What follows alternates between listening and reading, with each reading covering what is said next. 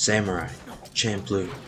It's pretty cool. Samurai Champloo is largely overshadowed by Shinichirō Watanabe's other much more popular show, Cowboy Bebop. A show about cowboys in space and bebop, and I don't know, I didn't watch it. I was gonna watch it, but it's already July 10th, and I kinda wanna get more than one video out before the end of the summer. But you know what I did watch? This show right here. Watanabe decided to follow up his weird space western with a samurai show. I know, it does not sound original, but much of the charm and uniqueness lies in the aesthetic. Instead of just making another samurai show that doesn't stand out, the show mixes the traditional culture of the Edo period of Japan and hip-hop music, mainly the lo-fi side, which may seem random, but I'll explain why it works. Similar to Cowboy Bebop, it follows an episodic format. Every episode captures a new story, and side characters never return after their story comes to a close, which would be fine, but the issue here is, unlike in Cowboy Bebop, there actually is a clear end goal: to catch the samurai who smells the sunflowers. At first, this approach for episodic storytelling doesn't make a whole lot of sense. Why tell a story like this in a way where most episodes have little effect on the plot? And more importantly, what makes Samurai Champloo just so damn good? Well, but before we get into the nitty-gritty of this show, I gotta shout out that soundtrack, man. A big idea in Samurai Champloo is combining traditional culture with modern counterculture, and nothing in the show executes this better than the soundtrack. The old, peaceful samples of these songs combined with the aggressive boom-bap beats is very jarring at first. And in general, the art of sampling is controversial, as many just see it as stealing. For example, look at this song, Just Forget, and the song they sampled, Just Remember.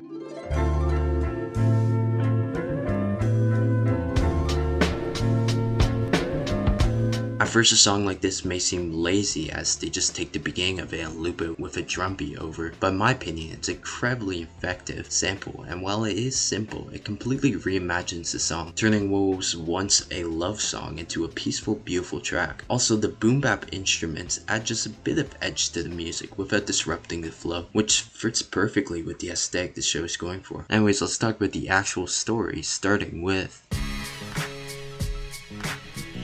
So, we got our first episode, and I mean, it's great. One thing I really like about it is its way of catching the viewer's attention, but also easing them into the actual story. Cowboy Bebop didn't even attempt this, they just went straight to the episodic storytelling, so it's nice to see a show actually try making a first episode that, you know, feels like a first episode. And they execute this phenomenally. It's so exciting and action-packed, and it just grabs your attention with these fluent and clean fights. Similar to Cowboy Bebop, they still don't have these long introductions to our main characters. Instead, they all just conveniently meet at the same place. We know very little about them, Jin being the calm guy, Mugen being the rash and vulgar dude, and Fu being cute sometimes. But it's enough to a point where we can connect with them early on, so as the story progresses, it gives us an explanation on why they act this way. Definitely the most notable thing about them though is the fighting style of these characters. You know, Jin's got that fancy and disciplined way with the sword, while Mugen's basically just throwing shit at the wall, coming up with stuff on the fly to mess with his opponents, mainly with his super crazy breakdance-like movements. Another very important detail we pick up on is that these guys are fucking broke. Like, it's funny rewatching this and seeing Mugen acting all mysterious, pretending like he doesn't have $1 to his name and isn't there just to start shit. This part may seem like a joke, but the lack of money these characters have feels like half the conflict in the series. There's probably more on that actually. But with this out of the way, you may remember that I said most of these episodes here don't serve much purpose to the plot, but I was actually lying a bit. Sure, on the base level, episodes don't move the story much further, but rather put these three in circumstances to flesh their relationships out better. Because the stuff I said early on is just basic stuff. They aren't good characters at this moment. Alright, being broke does not define you. In fact, for Fu, I had a hard time coming up with anything that we learn about her. The show can throw all the cool fight scenes at us all at once, but they lack impact and overall feel empty given how little we know about these characters. No, where the show shines is its ability to genuinely make you love these three.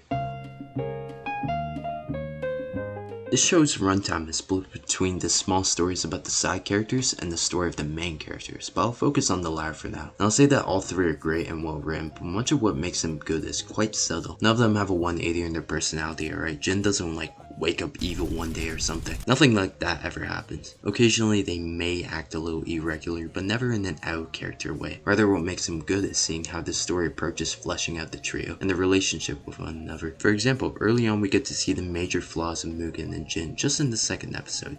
Jin's lack of practical skill in many areas, having trouble in a bamboo forest instead of an open area where he usually thrives, and Mugen's rashness and less getting ahead of him and messing him over. In the end, it's actually Fu who gets them out of trouble just by talking to the giant, showing her greatest skill, her strong ability to connect with people. And yes, I know I just explained very basic power scaling as some like fucking genius, like, oh my gosh guys, characters in the shonen series have strengths but also weaknesses. But I want to give you an idea of how the show works. Like in this episode, we get a hint of how the show flows with the giant's backstory and trauma. This completely unrelated part that never has and never will be brought up again suddenly becomes an important part of this conflict. Now this episode isn't really a good example as the main characters actually are the main focus here, but in the next episode we get to see a much better example of this type of storytelling. In it, Jin and Mugen ditch Fu because she's fucking annoying, all wind up in the same town. And what's interesting about this episode is that the conflict never completely revolves around their central characters. No, the issues between the village and gangs have been going on for a while, and all the MCs add to this is to speed it up a bit, as these completely unrelated stories smash together with our characters. In spite of this, however, our main three are still the center focus of the story, and this serves to develop them by putting them in positions and show how their personality and morals work. We see this in this episode. Mugen becomes a bodyguard for the gang, not for any profit, rather so he could get into cool fights, showing much of his nature and his obsession with fighting stronger opponents. We also get to see him in particular regret abandoning Fu and him going back together at the brothel. Now in this episode, I think he's basically just doing this so he can fight Jin, but as the story progresses, it becomes less about that and him wanting her to be safe. And since I'm already basically doing it, let's go over the three in more detail to further explain why I think they're great. Starting with Jin. From the start, we see Jin as aimless, basically just fighting to get food for money.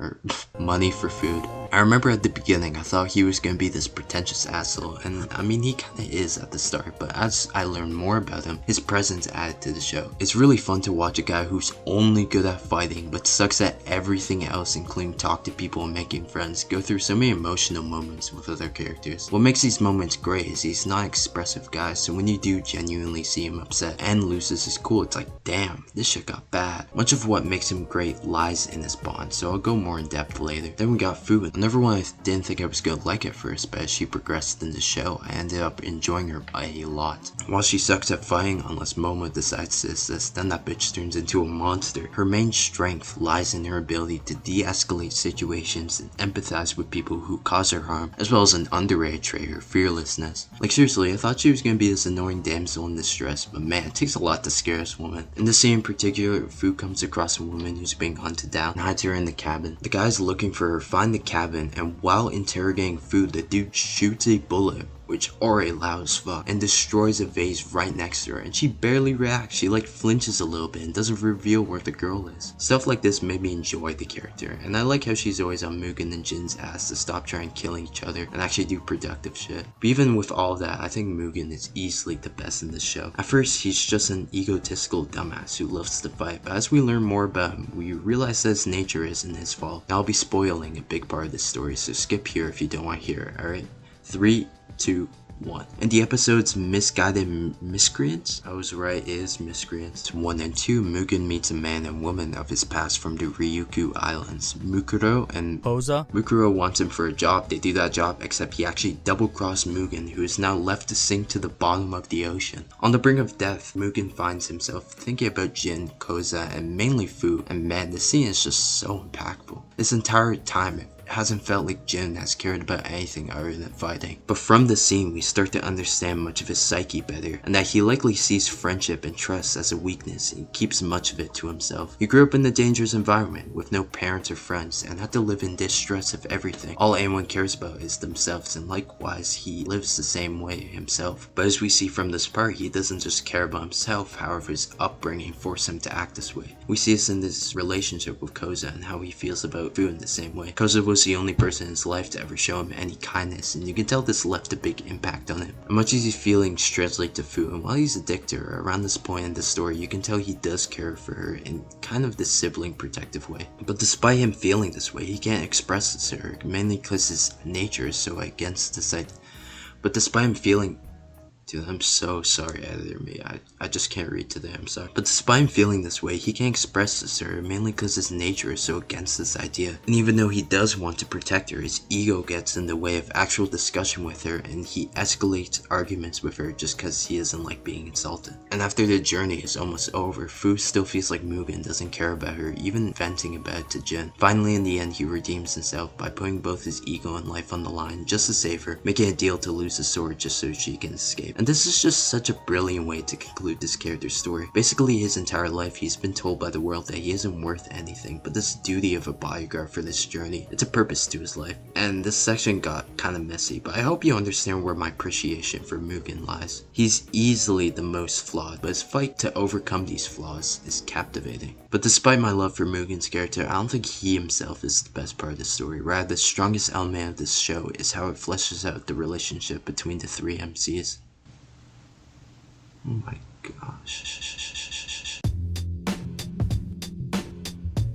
Now I know this is such a stereotypical shonen trope, you know, the power of friendship, but it's excellently done here, mainly because it's much more realistic. They don't just become friends one day, rather it's a long process, especially considering they start out as enemies at the beginning. After Fu flips the coin and it supposedly lands on tails, the two agree to a little adventure but vow to kill each other after they find the samurai who smells the sunflowers. Jin, being this calm, respectful fellow, obviously dislikes this loud, rude asshole, and Mugen kinda just wants to kill him because Jin is strong. But in spite of this heated rivalry, there's still this respect between the two, being able to survive against the other. Jin even compliments Mugen's crazy style in that prison scene. This is the first step of their friendship. But even then, they keep at this for a while. In episode 7, while they're bedding, Jin's being a dick to Mugen and he responds by threatening to kill him. It's like, damn, these guys went through all of that and they still hate each other. What makes this show is how they gain each other's trust. In the beginning, again, Jin sees Mugen as a complete bumbling idiot who's unreliable, but his perception of him is consistently tested throughout the show, mainly when Mugen starts doing stuff to assist their travels, like in Beatbox Bandits when he gets the guys through the checkpoint in an unconventional way, but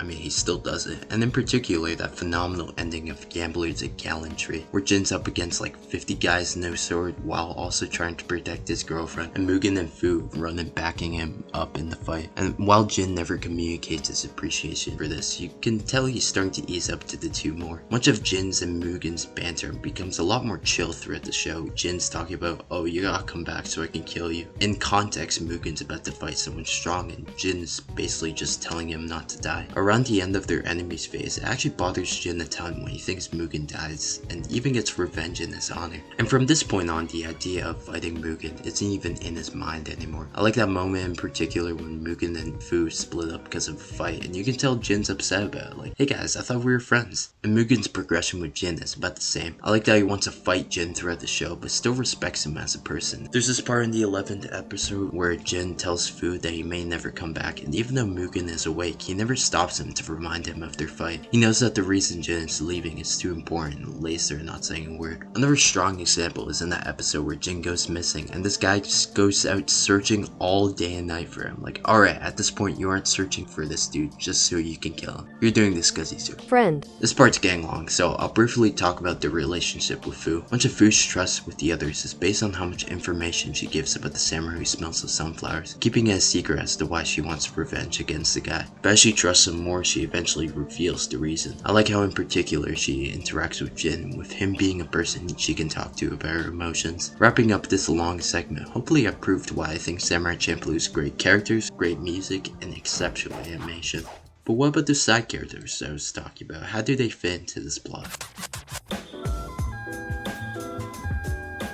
The side characters in their small episode-long stories are great. I mean, duh, this is the guy who made Cowboy Bebop. Now earlier, I already talked about how this show approached episodes, focusing on new character introduced, but mixing in our MCs as well to see what they do. There will be stories about corrupt underground Christians, baseball against Americans, and like I mentioned, a cold war between a village and a gang that's slowly taking over. But along with the growth of her trio, I also just really enjoy these stories. Not only are these new side characters all interesting and memorable, but I think what makes them so good is that you can never really tell tell where one is going and where it will conclude. Episodes may end with a complete resolution of all conflict, others hint at what will come after the show is over, while some conclude in a sad way that leaves a strong impact on you. And to highlight this genius, I'll be going through one of my favorite episodes in this entire show, Gamblers and Gallantry. Spoiler warning, this episode centers around this relationship Jin has with this woman he met on the bridge, Shino. And all is going well until she reveals that she's been forced into prostitution.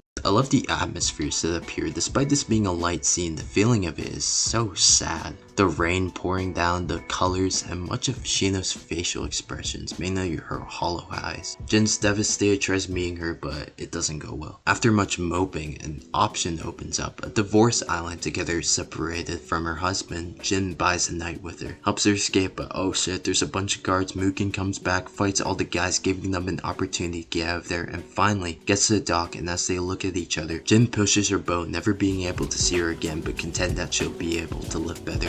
Just not with him.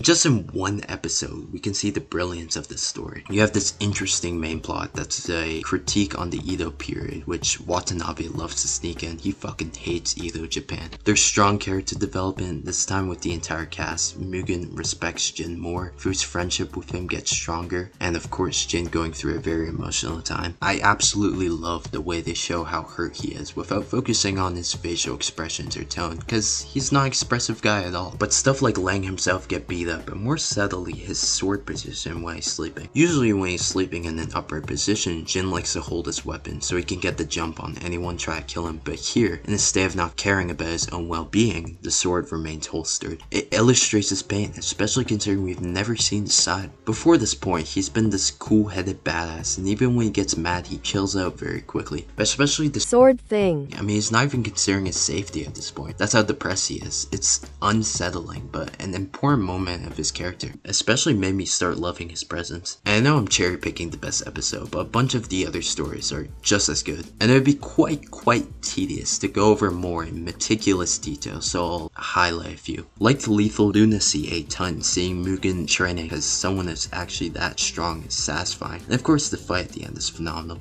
War of the Words is a lot of fun, the tour guide is hilarious, and the two twins taking over the dojo were well executed. At first it seems they're disrespecting their late father's legacy, but as the story progresses, they more just want to transform it into something new that they're good at while still honoring him. And of course, baseball blues, baby. This episode is so fucking funny. The obviously Japanese guys trying to play Americans is just so good. Then it's the dogs play baseball here. Fantastic. That's the mystical Orient for you. The decision to not hire actual English speakers is just complete genius. So yeah, I think the episodic approach was a good idea. While at first many of these episodes seem like inconveniences or useless, as you get closer to the end of the show you realize that these moments were the best of this journey. Which leads us to... one of the most interesting parts of the ending of Samurai Champloo is that ends in the first place. The aimless plot, the episodic format, and the anonymity of the Sunflower Samurai, aka the main goal, given that food doesn't even know what he looks like, is a perfect excuse to milk this show until the 100+ episode mark. But for some reason it doesn't. I think largely the reason why the show is so impactful, and why others always talk about that depression they feel when they look back at it, is that the show ends just when you get comfortable with it. The last two episodes in particular I think are kind of brilliant because they serve zero purpose in the actual plot. Makes you want more, but it's over before you even realize it. Makes you wish that this journey never ended, even when the conclusion to it all is so fucking good. I mean, holy man, this ending is good. It's got great action, it's got Jin, great music, Jin's in this one, incredible top tier animation, Jin even makes an appearance. It's perfect at what it does. And the strongest aspect above all else is giving these characters we love a satisfying conclusion. It tests their abilities, their strengths, weaknesses, and of course their bonds with one another. At first the show may seem like it meanders endlessly, but with a couple scenes you see that growth that has been built through the entire series, all finally coming full circles to wrap this brilliant show up in the best way possible. So yeah, this show's kinda good, 10 out of 10. Still don't know what Champloo is. Yo, it's been a minute since I've uploaded. Thank you for your patience in staying through all of this and just waiting in general. I mean, it's almost been a full year since my last video. Also, fun fact, this was originally about Death Note, but I changed it last minute. Might finish that script someday, but I don't know, kinda depends. Anyways, goodbye.